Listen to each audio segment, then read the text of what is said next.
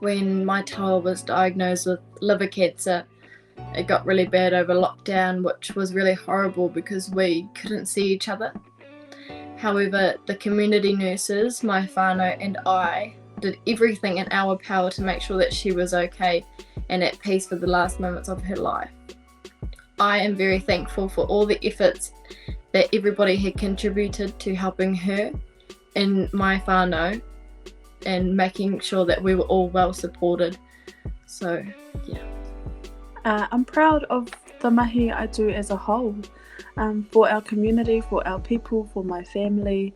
The biggest thing that I am proud of is that I have the power in every person that I engage with to bring those statistics down. I work for the Stop Smoking Service, and if you know, Māori are quite highly represented in those statistics, being their cause of death, and if I can do something, if I can change something to bring those statistics down for us as Te iwi Māori, then I will do so for as long as I shall live and pass that down to my future generations as well. One thing that comes to mind is I was at a party once outside, and I just got talking to the steward, and I was just thinking about how do we talk about men's mental health and depression and stuff. And so I asked him, if you were feeling down, what would be a way that I could engage? And then it sort of evolved into this discussion where I was talking him through like different spiritual concepts and enabling him to see through the whole prison that his mind had created around his own depression and his own mental health. And I was just being open in a safe space for him to talk and be himself and sort of come to a bit of an understanding of what I was trying to say.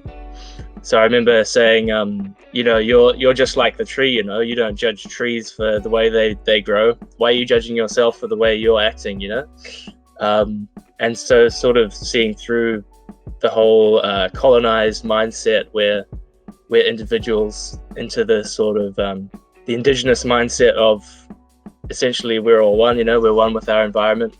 And he was really, it seemed like he really cottoned onto it, and he really enjoyed that sort of emotional and legitimate approach to things. Having the skills to communicate with others and give them knowledge to sustain themselves, that improves maybe not just their well-being, but their entire whānau's well-being. Maybe it's that I've been able to give advice on why we hold our babies a certain way, to strengthen their bodies and to secure the head, safety of the brain. But really being able to pass on that knowledge to other people so that they understand why we do the things that we do for our whānau, and giving them that ability, because you don't know what you don't know. I'm currently involved in a Wellkiwi study for influenza, and that will hopefully lead to the development of a vaccine or some other treatment. The potential impact that it will have on others is unreal, and I'm just really, really proud to be a part of that journey. So growing up in a Māori whānau, I experienced firsthand and witnessed firsthand the disconnect and the distrust that a lot of Māori whānau do have with the healthcare system. I didn't really understand why, but I just knew that was something that my family had experienced and didn't necessarily feel comfortable engaging with. It wasn't until I got to university and studied health sciences and they gave me the history and explored more of the context that led to that sort of distrust. So that's the manifestation of our systematic racism and a healthcare system that isn't built upon Māori values and is imposing a westernized view on a people who don't necessarily want or need it, that I understood how that distrust came to be. So for me, I find myself being quite proud of the fact that I'm now in the healthcare system, having witnessed it from both sides and being able to advocate for the views and beliefs of my whānau so they're not left behind anymore. And so that if I can help it, that we do have a system that is more appropriate for a family like mine. I don't think people realise the power that kabaka holds. Not only is it that it keeps you physically fit, but that you have another whānau You're able to share waiata, do haka, perform, go to marae, do wānanga all together. Māori, non-Māori, all coming together really lifts the Māori of the whole group. Yeah, it's just so uplifting being in a Māori space all together. We also host a radio show on Radio South on 96.4 FM at Tulsa with Jeff and Minna. We interview people that have a disability or different organisations in Mirirete that work alongside those with a disability. It seems to help people to hear they're not alone in their disability, whether it will be physical or hidden.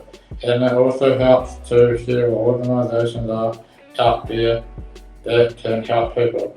It's also interesting because some people may not have heard of some of the disabilities before, and some of them I haven't heard of neither. As a woman of Māori and Fijian descent, I'm passionate about contributing towards a health system that is fair, inclusive and equitable for all, especially within our Māori and Pacific communities. In a recent article, the Minister of Pacific Peoples, Aupito Williams, has recently recognised estimated 2/3 of New Zealand-born Pacific Islanders with Māori whakapapa, dubbed as Generation B, beautiful, brown and bicultural.